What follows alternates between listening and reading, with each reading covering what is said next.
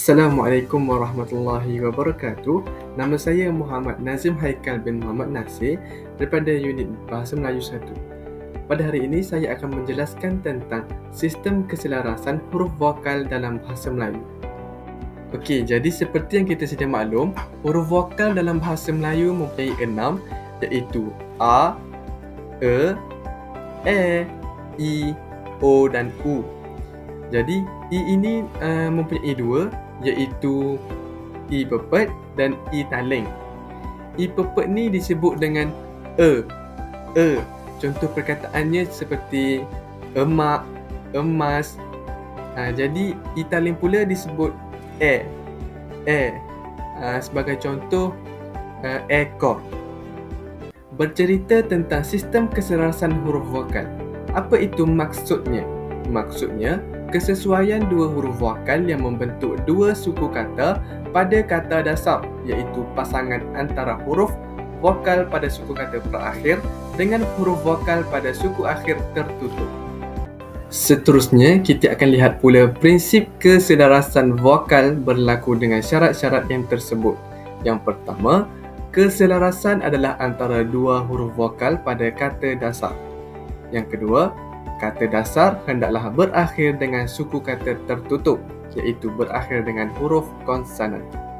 Yang ketiga, bagi kata yang mengandungi lebih daripada dua suku kata yang terlibat dengan sistem keselarasan, vokal hanyalah dua suku kata yang terakhir sahaja. Maksudnya di sini, contoh perkataan seperti kereta. Kereta. Perkataan yang dikira hanyalah re dan te. Maka ke itu tidak dikira.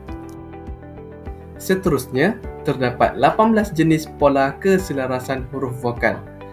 Jadi, cara mudah untuk mengerti pola keselarasan huruf vokal adalah dengan menggunakan segitiga pola keselarasan huruf vokal. Jadi, dengan adanya segitiga pola ini, kita dapat mengingati 18 jenis pola ini dengan mudah. Okey, berikut merupakan jadual pola keselarasan huruf vokal. Okey, dengan adanya segitiga pola itu tadi, maka terbentuklah jadual ini. Okey, kita lihat yang pertama, suku kata praakhir iaitu A yang bertemu dengan suku kata akhir tertutup iaitu A yang membentuk perkataan, contohnya asal, talak ataupun halaman. Yang kedua, suku kata perakhir A bertemu dengan suku kata akhir tertutup I yang membentuk perkataan alih, tarik ataupun parik. Yang ketiga, suku kata perakhirnya adalah A bertemu dengan suku kata akhir tertutup U yang membentuk perkataan asuh, datuk ataupun baru. Seterusnya, suku kata perakhir E pepet yang bertemu dengan suku kata akhir tertutup A yang membentuk perkataan emas, kelam ataupun selam. Seterusnya, pepet yang bertemu dengan suku kata perakhir I yang membentuk perkataan betik, ketil ataupun lebih. Okey, seterusnya pepet bertemu dengan U yang membentuk perkataan belut ataupun telur.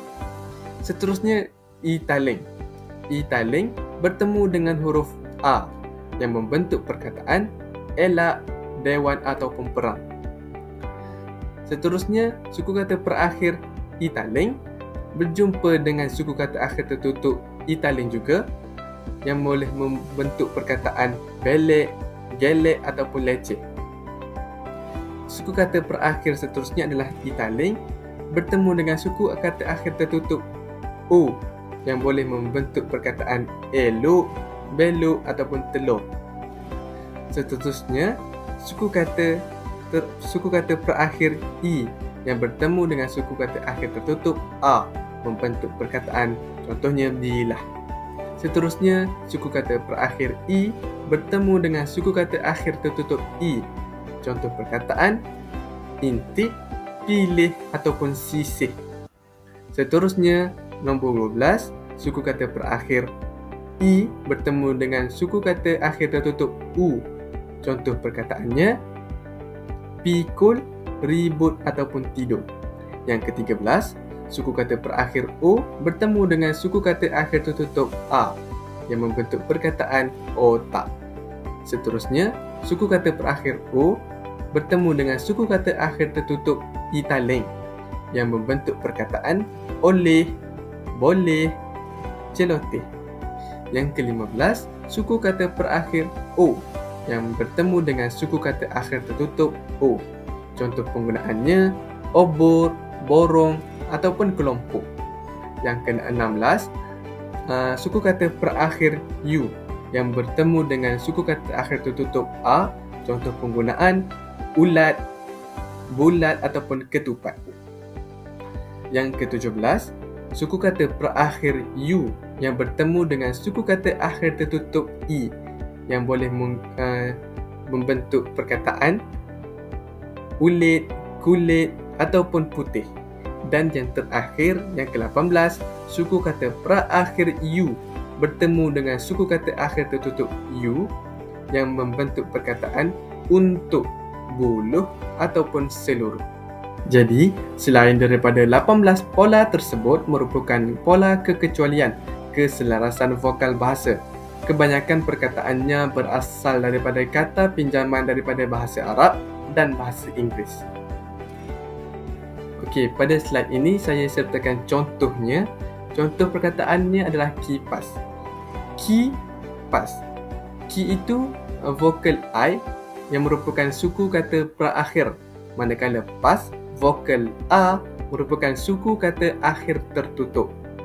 Jadi, kesimpulan pada perkataan kipas, ia mematuhi pola keselarasan huruf vokal. Seterusnya, simbol. Perkataan simbol. Sim iaitu vokal I yang merupakan suku kata berakhir, manakala bol merupakan vokal O adalah suku akhir tertutup. Maka, kesimpulan pada perkataan simbol ialah tidak mematuhi pola keselarasan huruf vokal. Maka perkataan ini merupakan kekecualian. Jadi itu sahaja keterangan saya tentang sistem keselarasan huruf vokal. Maka sebelum saya mengundurkan diri, terimalah satu rangkap pantun daripada saya. Pohon berbuah di tengah ladang, hasil kerja keras takkan sia-sia. Belajar bersungguh takkan pernah hilang, membuka pintu menuju cita-cita. Sekian, terima kasih.